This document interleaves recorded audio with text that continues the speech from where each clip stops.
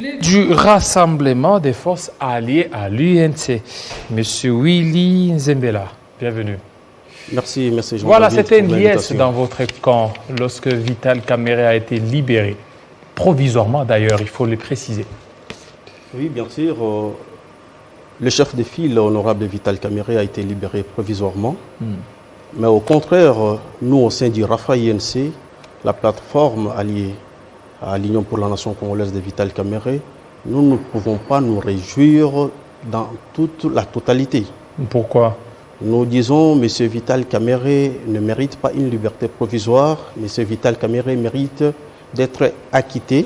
Mais ça, c'est déjà un signal fort. D'être acquitté, oui, et voire même dédommagé par l'État congolais pour les dommages. Alors que l'État congolais a récupéré, il a saisi les biens meubles et immeubles de Vital Kamerhe. Quand vous parlez que l'État a saisi les biens de Vital Kamerhe, je vous dirais qu'il s'agissait d'une procédure maquillée par la justice. Mais au fond, il s'agissait réellement d'une poursuite politique.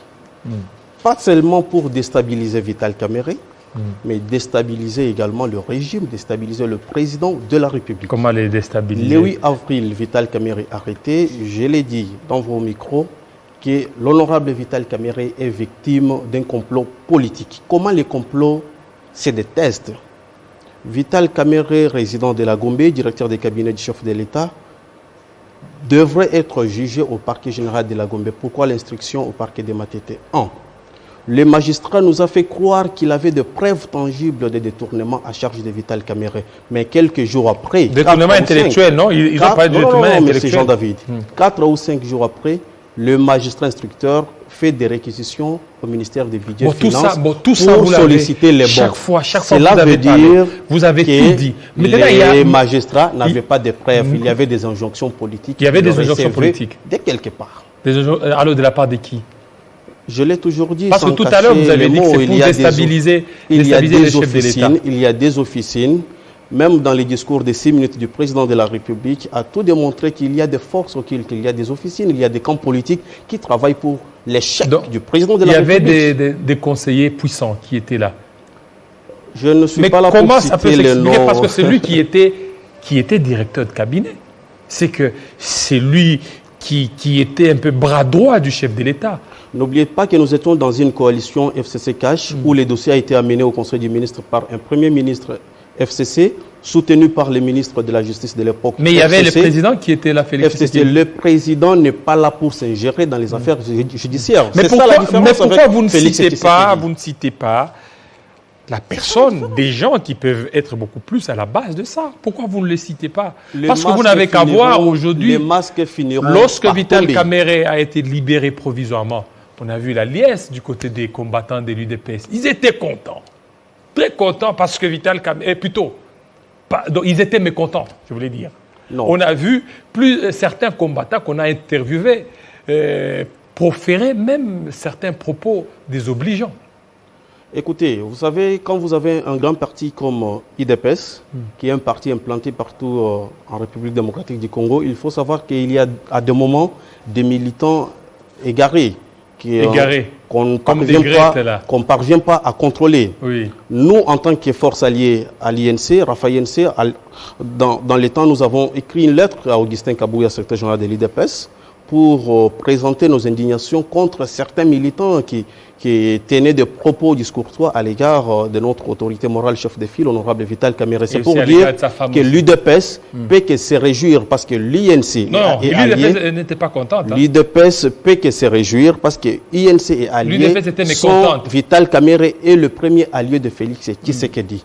Pour un messier qui n'a pas tenu compte de sa capacité, pour un acteur qui a regardé les tenants et les aboutissants et il a accepté de s'effacer au profit de Félix Tshisekedi, ce monsieur s'appelle un homme d'État, c'est Vital Kamerhe. Et celui-ci qui a la vocation de diriger, mais il s'est dit, mon frère Félix Tshisekedi, vous avez un parti vieux que le mien, vous avez de l'histoire, votre père a fait ceci, je m'efface, je vous soutiens, vous, candidat président de la République, contre le complot que nous avons vu à Genève, c'est pour dire que ces messieurs est le premier allié et l'IDPS devrait se réjouir de voir le premier allié du président de la République, le premier allié fondateur du CAJ, être en liberté. Qu'est-ce que maintenant Vital Kamerhe pourra exercer? Parce qu'il a été vidé de toute sa substance. Maintenant, ce sont les enjeux qui sont là, au Sénat, en fait pas au Sénat, au niveau de la primature ou au niveau peut-être de l'Assemblée nationale. Parce qu'on le voit presque partout là. Il a été vidé de tout, bien sûr, mais dans une procédure judiciaire que nous avons toujours dénoncée, entachée de beaucoup d'irrégularités, de complicité politique. C'est comme ça que nous avons fait un appel à toutes les forces politiques alliées à l'INC et aussi aux camarades membres de l'INC de ne pas baisser nos bras et retourner vers la ligne de défense pour exiger et combattre afin que l'honorable Vital Kamerhe soit acquitté pur et simplement.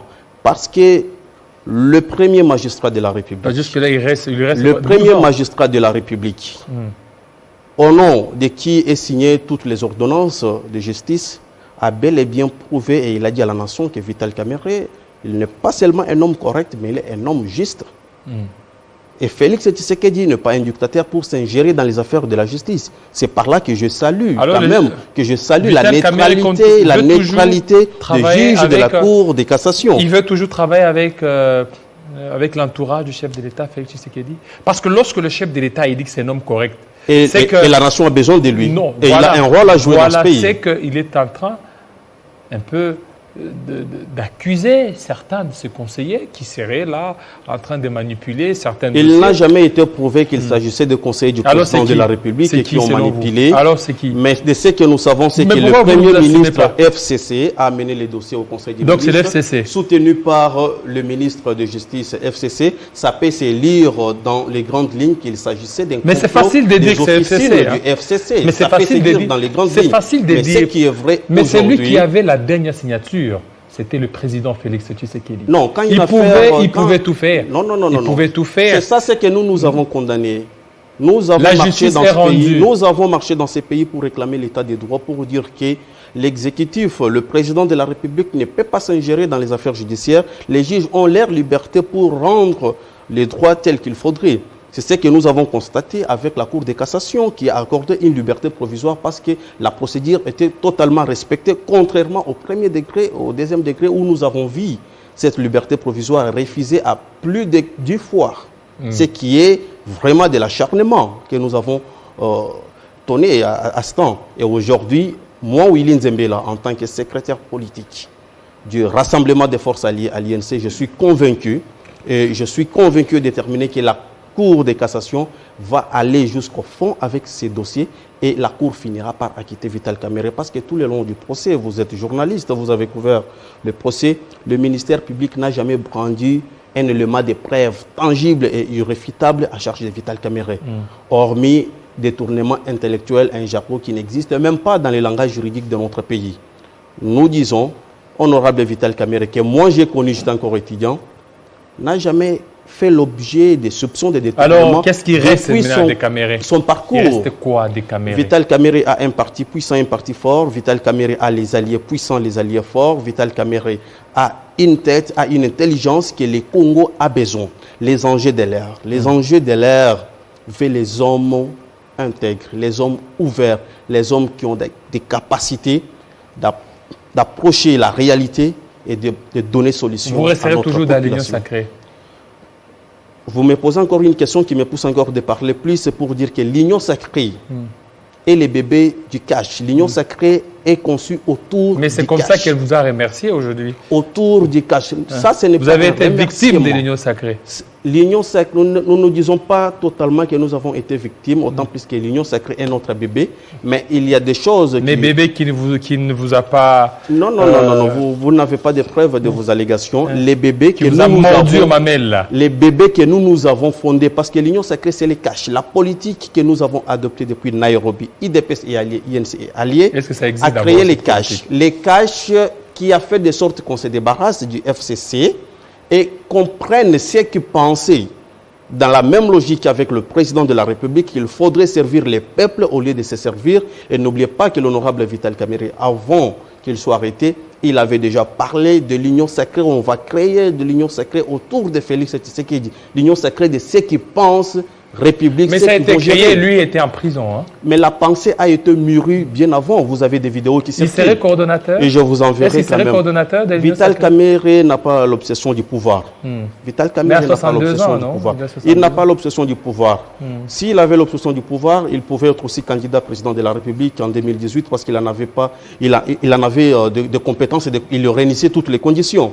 Vital Kamerhe, son problème, c'est que le Congo, qui est un géant dans l'Afrique, soit quand même un pays debout, un pays respecté avec une armée forte, où les peuples congolais doivent se sentir quand même à l'aise. Mais là, quand vous aviez vu des combattants de l'UDPS être en colère parce que Vital Kamerhe a été libéré, comment vous êtes senti? Vous savez, s'il faut voir tous les combattants qui crient le long des rues, il faut les poser des questions s'ils ont même des cartes de parti. C'est pour dire que nous sommes au Congo, nous savons comment les gens manipulent. Il y a les gens qui sont habitués à des manipulations pareilles. Ils peuvent vous créer 50-100 jeunes et les utiliser comme les combattants d'un parti. Ils vont commencer à crier.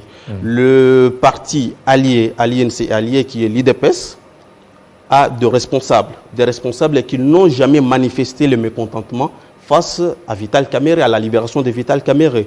C'est pour dire que ce sont des bruits de ceux qui veulent soit décourager Vital Kamerhe, parce que n'oublie pas, au moment où nous étions en train de combattre pour que Vital Kamerhe soit acquitté, où nous étions en train de dénoncer un procès politique et un complot politique, il y avait les amis politiques qui nous ont soutenus dans leur communication, dans leur langage. Et aujourd'hui, on s'est rassuré que leur soutien n'était pas totalement pour que Vital Kamerhe recouvre sa liberté, mais leur soutien était d'une manière maquillée pour faire croire qu'il s'agissait de Félix Tshisekedi qui a fait arrêter Vital Kamerhe de façon que l'INC puisse se détacher de l'IDPS et allié de Félix Tshisekedi. C'est comme ça que le président Vital vous avait dit à l'époque, vous appelez l'IDPS votre allié, mais les coups que vous recevez, ça ne montre pas que vous êtes son allié.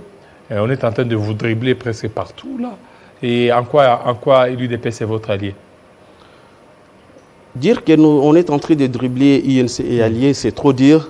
Nous faisons confiance au président de la République, lui qui est l'autorité morale aujourd'hui de l'Union sacrée, l'autorité morale d'ICACH. Et nous croyons bien qu'avec la liberté de notre chef de file, Vital Kamerhe, ils ne sont pas ennemis avec son frère Félix Tshisekedi. L'INC et allié va toujours recouvrir sa place de confiance qu'il n'a jamais perdue d'ailleurs, parce que nous restons la première force alliée de l'IDPS, nous restons la première force, le point focal de ces régimes. Et nous disons, nous irons avec le président Félix Tshisekedi jusqu'à la fin et à la réussite de son mandat, parce que le peuple nous attend. Merci. Je dirais, pour ce qui est de l'Union sacrée, que tous ces gens qui nous ont rejoints aujourd'hui, ils n'ont pas un contrat avec le peuple, mais nous les cachons. Nous avons un contrat avec le peuple. Et demain, le peuple congolais nous demandera qu'est-ce que vous nous avez demandé pour voter Félix Tshisekedi. Donc, la responsabilité de la réussite du mandat du président Félix Tshisekedi nous incombe, nous, en tant qu'INC et alliés, en tant que rassemblement des forces alliées à l'INC. Willy Nzembela, tout de suite. C'est moi qui vous remercie. On va recevoir M. Smalto Tchaba, coordonnateur des GRET, groupe des réflexions tshisekédistes. C'est tout de suite.